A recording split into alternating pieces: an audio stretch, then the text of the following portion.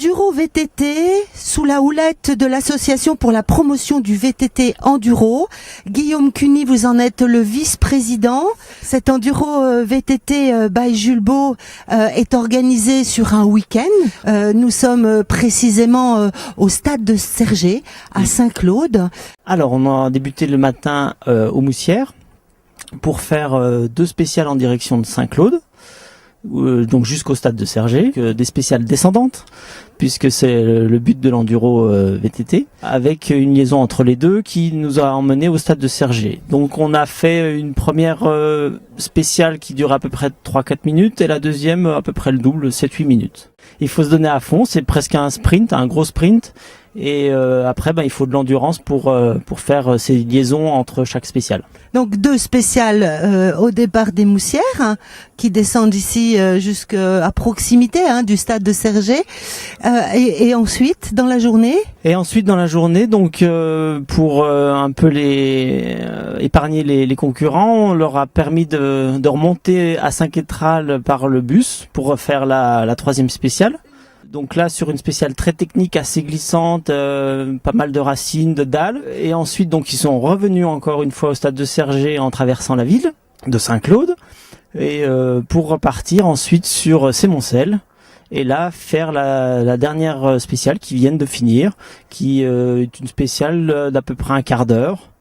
Sur un dénivelé entre 900 et 1000 mètres. L'enduro, c'est quoi comme spécialité sportive? C'est un intermédiaire entre le VTT de cross-country, comme on connaît tout le monde pour aller sur les chemins blancs, et le VTT de descente. Donc on va être chronométré sur des parties descendantes, mais on va utiliser notre VTT pour rallier les départs en haut des montagnes pour ensuite faire notre petit sprint en descente. Il faut des qualités de quel type? Alors il faut quelqu'un d'endurant parce qu'on va faire entre 25 et 40 km dans la journée, mais il faut avoir une certaine explosivité et des réflexes pour pouvoir faire ces descentes. Donc faut aller très vite pour pouvoir avoir un bon chrono. Et après c'est aussi important d'avoir une certaine technicité puisque c'est des descentes qu'ils ne connaissent pas, donc ils vont traverser ces descentes, ces paysages à vue. Donc il faut beaucoup de réflexes, beaucoup d'agilité, beaucoup de technique pour arriver à aller vite. Quel type de matériel ils utilisent? Ils utilisent un matériel intermédiaire entre le vélo de descente et le vélo de cross-country. Donc c'est des vélos qui sont suspendus à l'avant et à l'arrière et qui ont des gros débattements autour de 16 cm de débattement pour chaque amortisseur. Si on veut aller vite, il faut avoir des vélos qui absorbent les chocs, absorbent le relief pour aller vite. Votre événement a vu combien d'inscrits? Alors là, on est effectivement sur un sport qui est en plein développement, qui attire de plus en plus de personnes parce que ça allie la convivialité, le fun de la descente. Aujourd'hui, on est sur 70 personnes à peu près qui arrivent un peu partout de France, de l'Europe, et on a même on en a 2 Néo-Zélandais qui sont venus nous rendre visite. Voilà. Ça va de 20-25 ans jusqu'à 45 ans à peu près. Principalement masculin, comme beaucoup de sports, mais voilà, on a quand même la chance d'avoir une dizaine de filles. Et une élite aussi, qui a voulu participer. On a la chance d'avoir pu inviter et ils ont accepté. Donc on a la championne du monde de la discipline, une Anglaise, qui s'appelle Tracy Mosley. Voilà, et on a le numéro 4 qui est un Alsacien qui s'appelle Nicolas Lowe. D'autres personnes aussi, François Baillimet fait partie de l'organisation. Voilà, donc lui, il est le président de l'association, mais il a emmené son team, lui. Il a réussi à faire venir son team, donc il a tous les professionnels de son team BMC qui sont là pendant ces 2 jours. Alors je suppose que pour organiser un tel événement, sur ces 2 jours, il faut des mains fortes. On a beaucoup de bénévoles parce que, comme je vous ai dit, c'était des descentes à vue, donc on a besoin d'avoir des gens au point dangereux ou potentiellement dangereux sur les descentes. Donc ils sont là pour prévenir les concurrents qu'il y a une zone dangereuse, qu'ils fassent attention. Donc voilà. Prévention de sécurité. Voilà. Donc ça représente une quarantaine de personnes, donc 40 personnes pour 70 sur le coureurs. terrain. Voilà, donc ça fait. C'est impressionnant. Voilà, donc ça fait presque une dizaine de personnes par spéciale en moyenne. Et sur le terrain pour la technique de compétition, des chronos, donc oui. À distance. Donc c'est des transpondeurs. Voilà, donc ils passent comme on voit sur maintenant beaucoup de sports. Donc ils ont une puce qui est sur leur vélo Et en passant à proximité d'une cellule, ça déclenche automatiquement. Voilà, donc maintenant c'est très facile à chronométrer.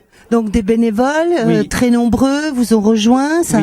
ça tourne, hein, on le voit, ils sont tous là très motivés avec un immense sourire, mais aussi des aides sur Saint-Claude. Oui, vous aviez donc besoin de quoi? on a pu bénéficier de l'aide de la ville de Saint-Claude pour le stade de Cergy et ses infrastructures. Donc on est juste à côté, on bénéficie de leur structure pour accueillir les concurrents sur la pause ravitaillement et technique pour entre chaque spécial.